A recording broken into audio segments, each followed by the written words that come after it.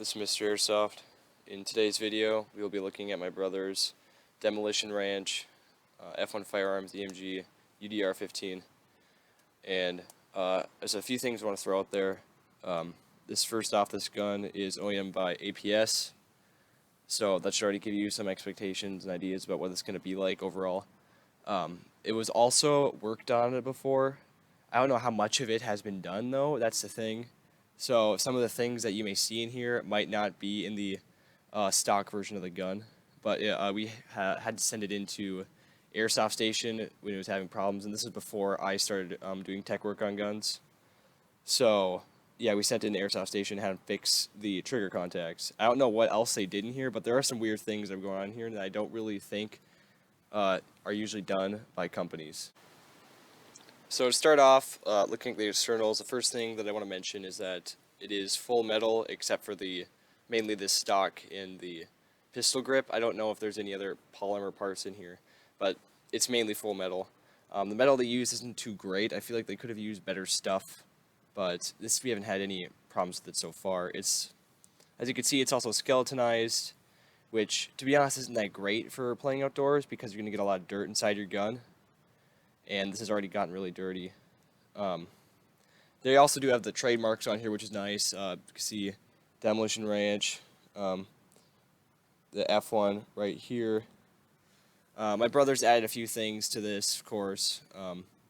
The grip and the red dot are his. But yeah.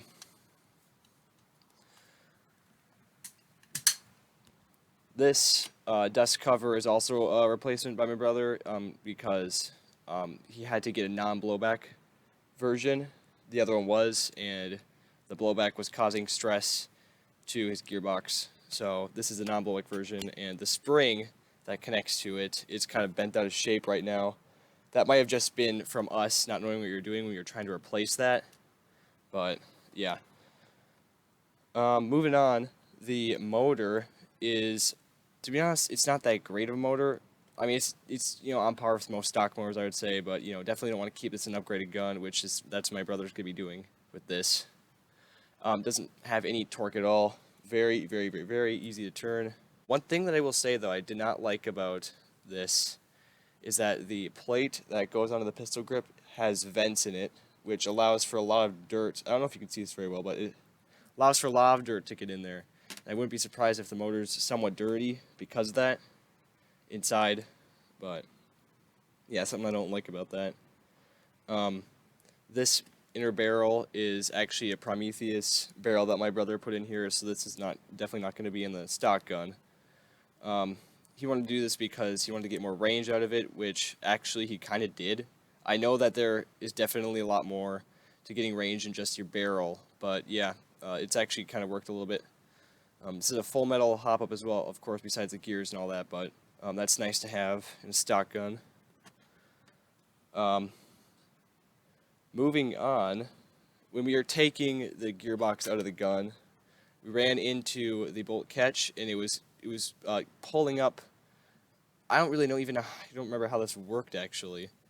Oh yeah, okay, so right here, it was this loop was getting stuck in the bolt catch, this arm on the bolt catch here. I honestly don't know why APS put this here, but I don't really know how this worked, to be honest with you. I can't remember, but basically this arm went inside this little piece, which was screwed onto this side of the gearbox, and yeah, it was just the whole thing's weird. I don't know why they did that.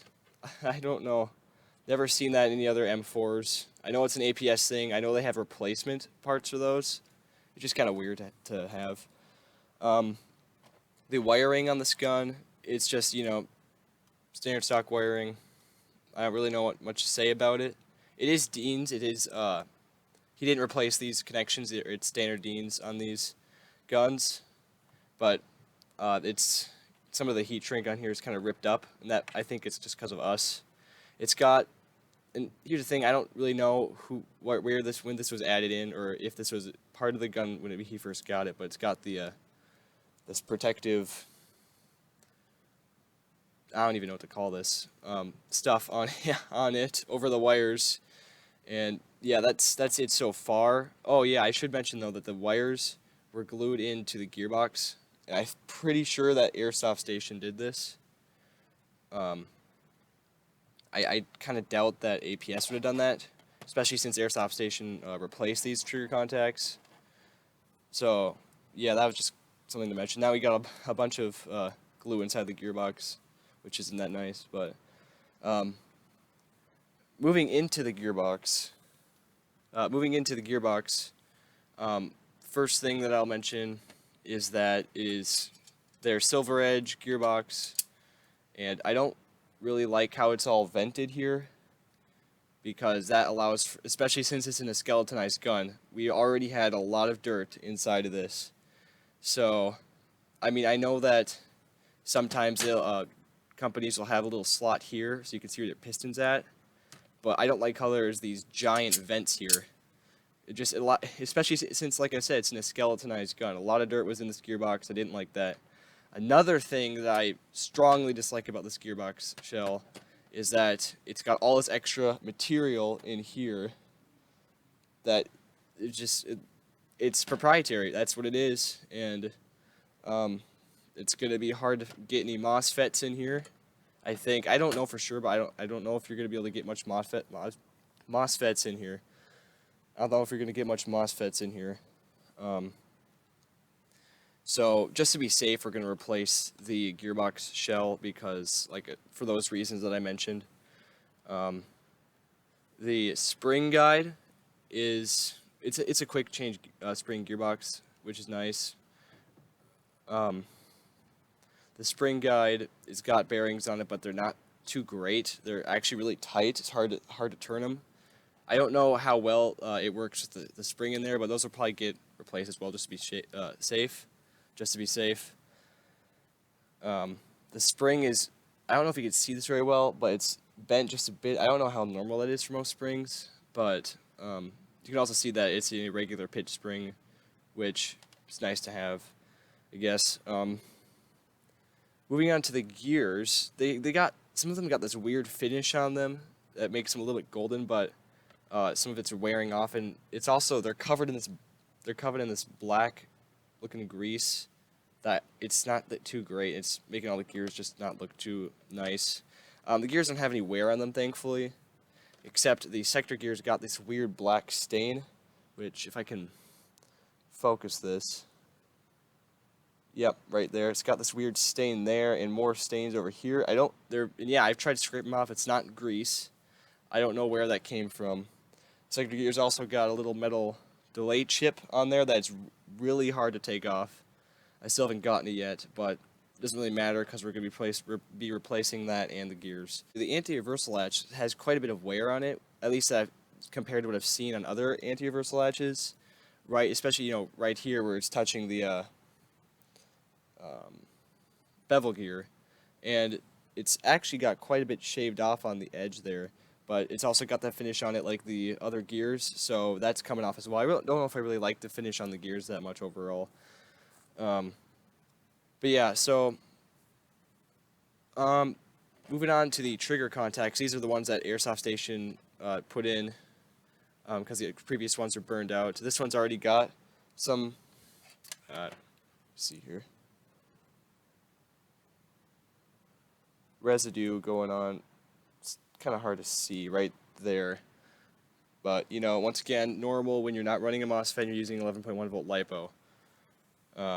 The air seal wasn't too great in here, and I found that there was PTFE tape put over the cylinder head, just right in this along this line here where it goes into the cylinder. And I know that other people do that. I'm guessing that was what Airsoft Station did. I really hope that APS doesn't do that to their guns to fix air seal, but it made it a little better, but once I took it off, it wasn't that noticeable of a difference. It was just really annoying. The nozzle actually isn't that bad. It's metal, and it actually feels really nice. Sadly, it doesn't have the greatest air seal. There's no O-rings inside of it, so that'll be replaced anyways. The cylinder actually doesn't feel that bad either. It's a ported cylinder, and Yeah, overall it doesn't feel that bad. Piston actually had a little bit of stripping on, I don't know, like first 4 or 5 teeth. See, it's a bit difficult but to see, but it's just like right along this edge here. And yeah, so that just overspin. But yeah, that's pretty much it for this gun. Yeah, like I said, I don't know how much of these things are Airsoft Station doing or Airsoft Station's doing, and APS is like what they do stock with their guns. But I just wanted to give you guys an overview of it. It's got a lot of weird features, like I said, with the skeletonized gearbox and all this like the material in here and this stuff right here.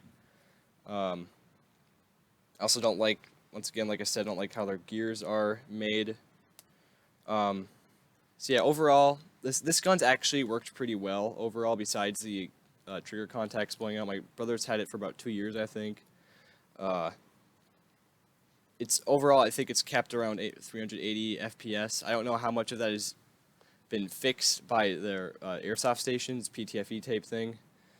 I think that after my brother actually put in the new barrel, it was getting around 250 to 300 feet.